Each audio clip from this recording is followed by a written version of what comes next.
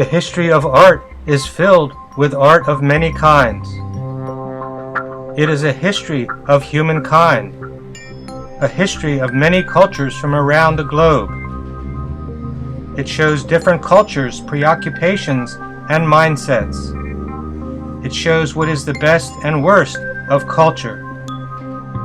These things are revealed through the eyes of special individuals, individuals who see beyond the norm, individuals who take the pulse of the culture around them and read its inner soul. These individuals are artists, a breed of individuals who brings forth their own persona, a depth of vision, earnest honesty, and integrity. Their vehicle is passion, emotion, feeling, sensitivity, and quality. Theirs is the realm of insight into life. It goes deep, beyond logic, into the domains of truth and magic.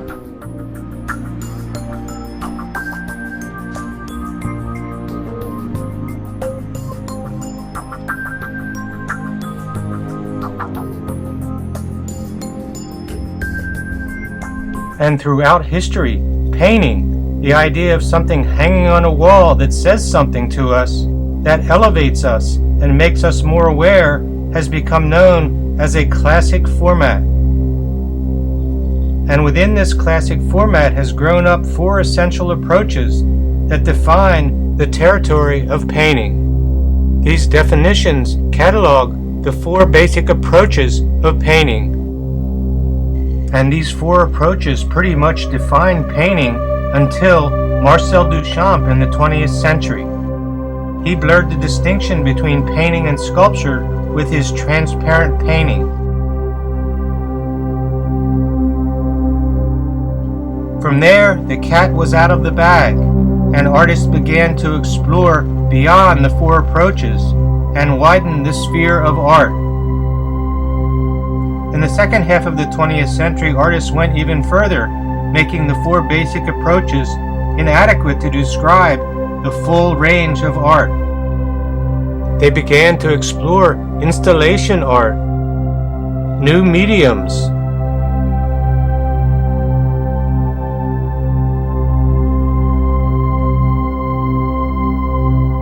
photography,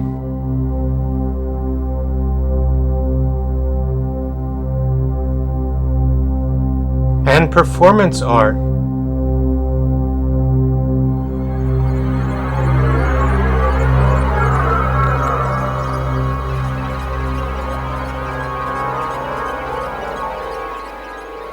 Still, when it comes to classical painting, the 4 basic approaches still holds true.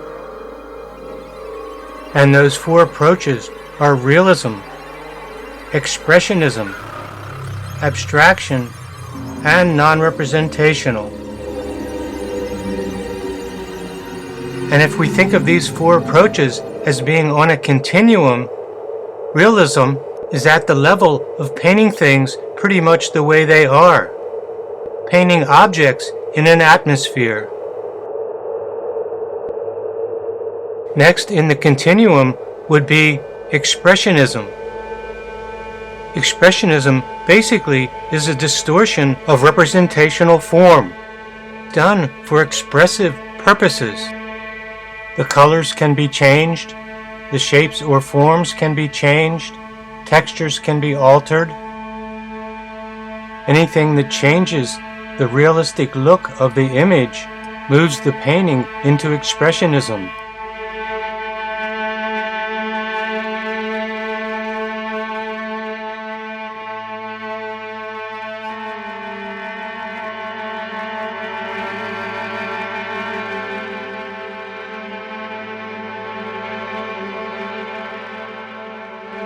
Abstraction comes as expressionism is taken further, as distortion is taken to a stronger level.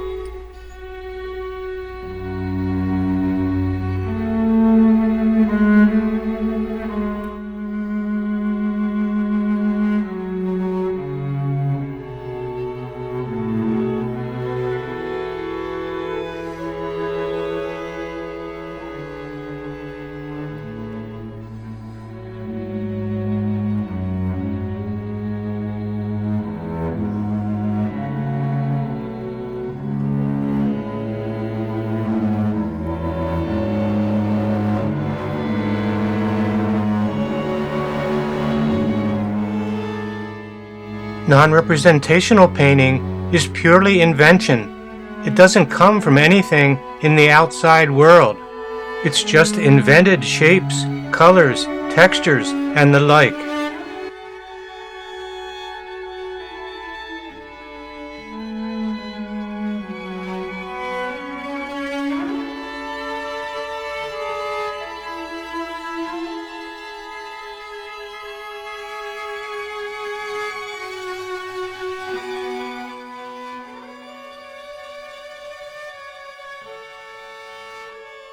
And of course, these categories of approaches are broad generalizations. In the world of painting, there are no specific cutoff points. Everything is just one continuum. Yet these general categories can help to orient us and give us a general idea of the territory of painting, can help let us know what the general approaches to painting are. Of course, there's more to it than just this. In the realistic domain, things are complicated a bit by the fact that there's no such thing as strict realism in true fine art. Art is more than just copying reality.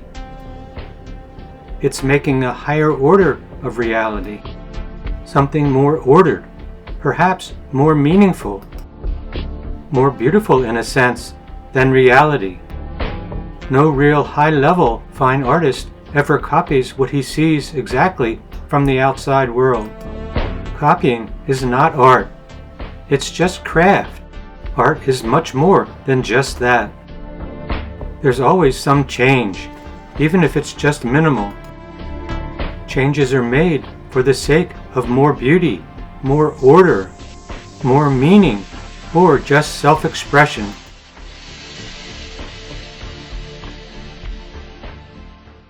Leonardo da Vinci didn't paint the Mona Lisa with a woman sitting in front of a primal landscape. The landscape was invented for da Vinci's purposes.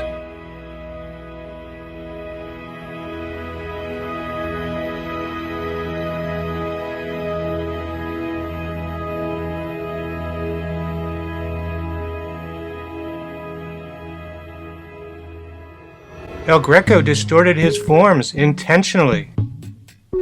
X-ray photographs were taken of El Greco's paintings, and beneath the surface there were accurate drawings. This means that his distortion was intentional.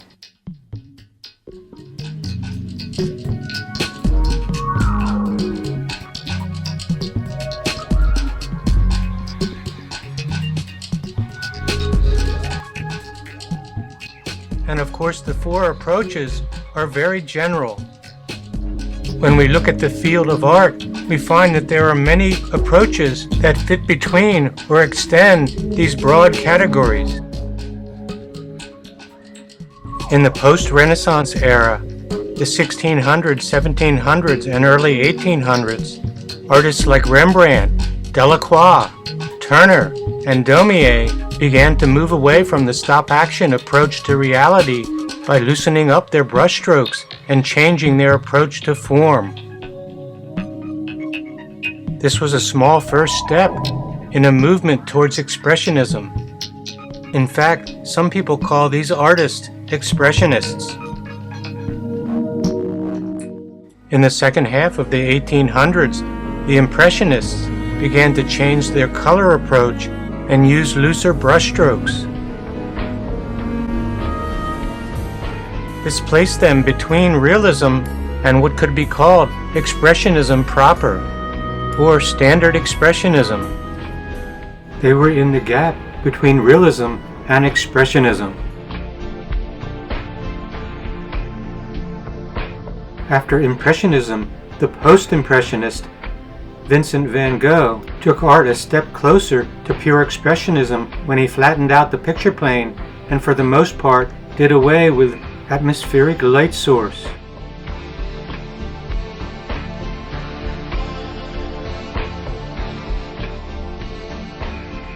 Similar to Van Gogh, another post-impressionist, Paul Gauguin, joined the party by flattening out the picture plane even more and going even further by eliminating atmospheric light. Gauguin put his focus on more invented, vibrant color. This moved things a step closer to pure expressionism.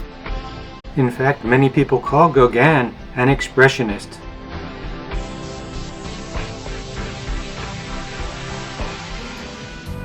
Most people mark Fauvism, a movement between 1905 and 1908, as the beginning of true expressionism. The main artist who was responsible for this was André Derain.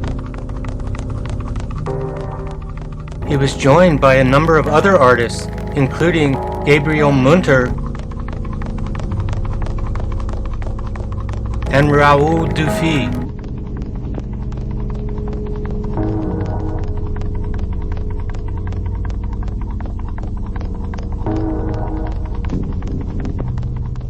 German Expressionism was an extension of the Expressionism of the Fauvists, and its main proponent was Ernst Kirchner.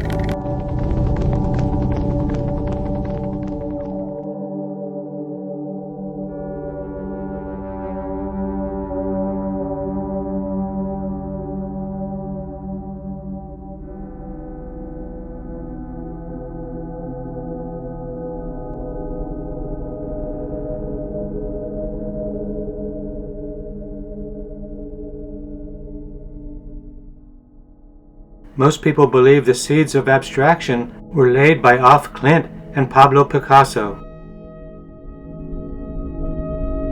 Off Clint's use of abstraction grew out of her interest in occultism.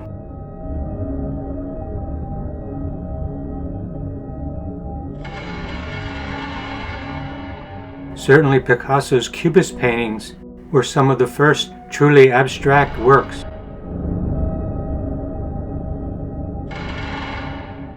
After Off Clint and Picasso's early forays, many other artists joined in the exploration of abstraction.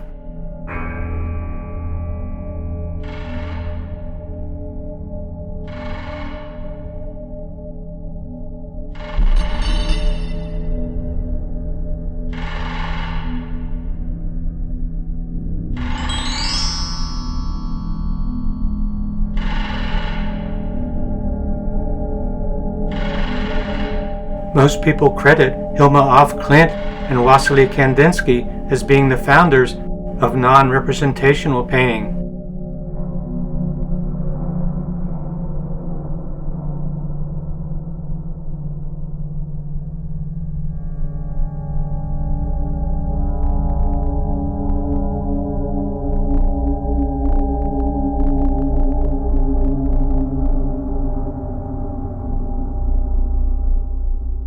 From around the 1920s on through the 20th century, most of mainstream art was devoted to exploring the three domains of expressionism, abstraction, and non-representationalism.